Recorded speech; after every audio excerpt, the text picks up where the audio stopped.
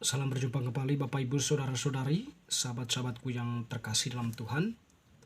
Pada kesempatan ini saya mengajak kita kembali lagi mempersiapkan sedikit waktu kita mendengarkan sabda Tuhan yang kita ambil dari Penginjil Matius bab 5 ayat 1 sampai 12. Khotbah di bukit, ucapan bahagia. Ketika Yesus melihat orang banyak itu, naiklah ia ke atas bukit, dan setelah ia duduk, datanglah murid-muridnya kepadanya.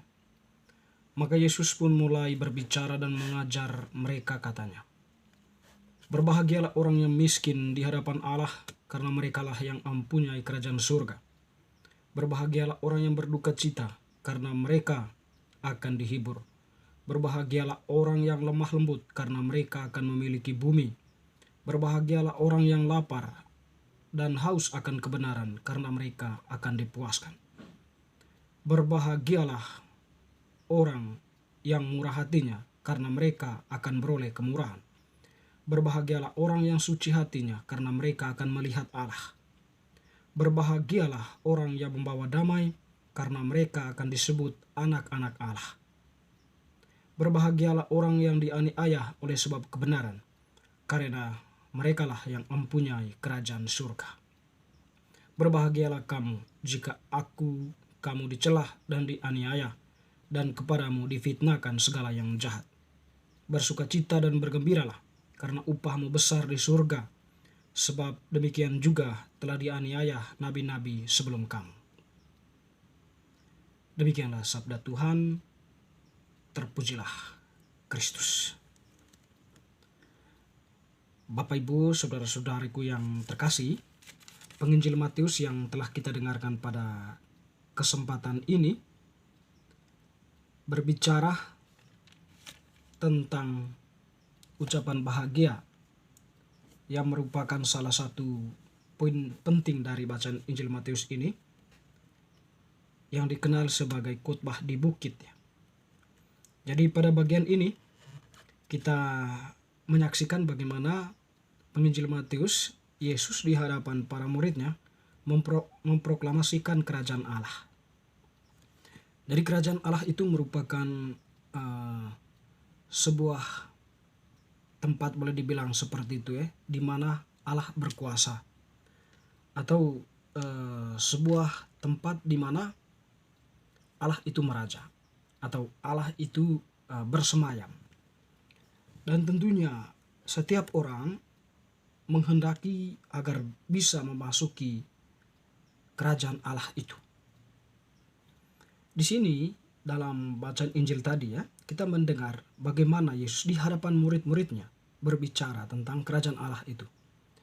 Jadi selalu atau senantiasa diawali dengan kata berbahagialah, sampai pada ayat 11. Berbahagialah kamu, berbahagialah orang yang berbahagialah mereka yang. Tentu ucapan bahagia ini diarahkan kepada setiap orang, dalam tanda kutip telah mengorbankan sesuatu atau bahkan diri mereka demi suatu nama atau demi kebenaran, yaitu mereka yang di hadapan Allah mereka merendahkan dirinya dan senantiasa mengandalkan Allah dalam setiap derap langkah kehidupan mereka. Dan yang paling penting adalah mereka yang dianiaya, mereka yang dikejar-kejar, mereka yang tidak memiliki apa-apa untuk bisa menandingi suatu kekuatan tertentu, tetapi mereka mengharapkan Allah.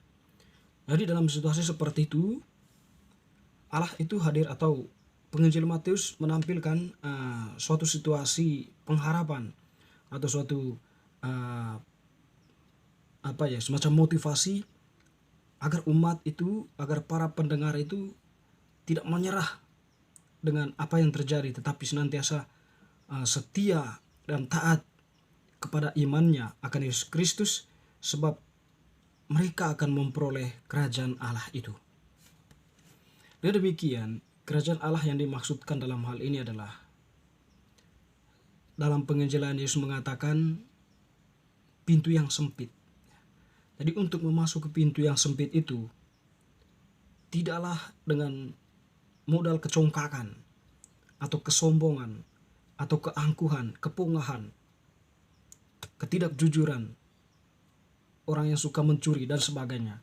Tetapi memasuki pintu yang sempit itu harus mempunyai tiket, di mana penyerahan diri secara total kepada Allah dan membiarkan Allah berkarya dalam hidup kita. Lalu kita tampil dalam kebenaran dan berani berjuang membela kebenaran. Dan tentunya di hadapan Allah adanya kerendahan diri sedemikian rupa sehingga Allah itu mampu menguasai diri kita dan menghendaki kita untuk bertindak sesuai dengan apa yang menjadi kehendaknya. Jadi mereka-mereka itu yang setia itu, itulah yang mempunyai tiket untuk bisa memasuki kerajaan surga itu atau kerajaan Allah itu ya. Bisa memasuki pintu yang sempit itu, memasuki ruang keselamatan objektif yang sudah disediakan oleh Yesus sendiri. Teman-teman saudara-saudariku yang terkasih, Gereja Katolik pada tanggal 1 November itu merayakan semua orang kudus. Kita tahu bahwa orang-orang kudus selama masa hidupnya ya, mereka itu adalah bukan orang-orang munafik atau bukan orang-orang yang mencari pencitraan sedemikian rupa untuk memperoleh kekuasaan dunia ini, atau segala hal dilakukan demi sebuah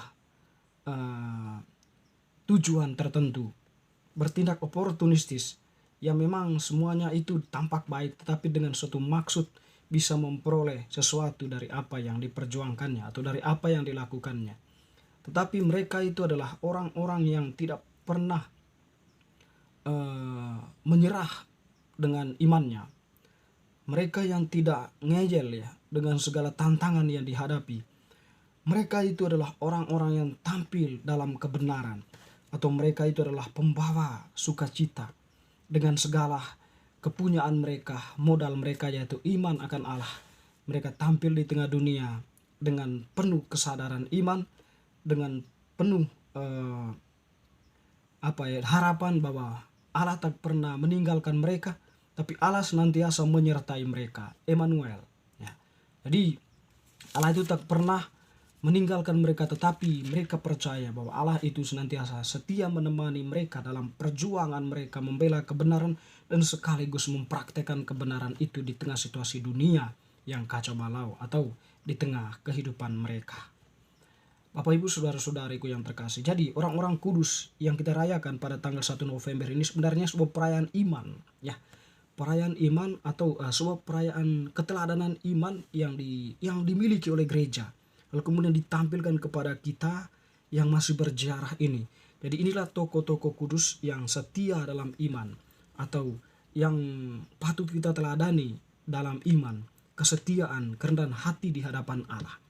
Jadi mereka itu adalah bukan orang-orang yang cepat menyerah dengan situasi, tapi orang-orang yang terus maju dan maju meskipun draga mereka itu harus dikorbankan. Seperti yang dikatakan oleh Yesus itu, bahwa orang yang menyayangi nyawanya maka dia itu tidak menyelamatkan nyawanya. Orang yang tidak menyayangi nyawanya, dia menyelamatkan nyawanya untuk hidup yang kekal. Jadi mereka itu kita percaya bahwa menikmati kerajaan Allah itu, menikmati hidup yang kekal itu.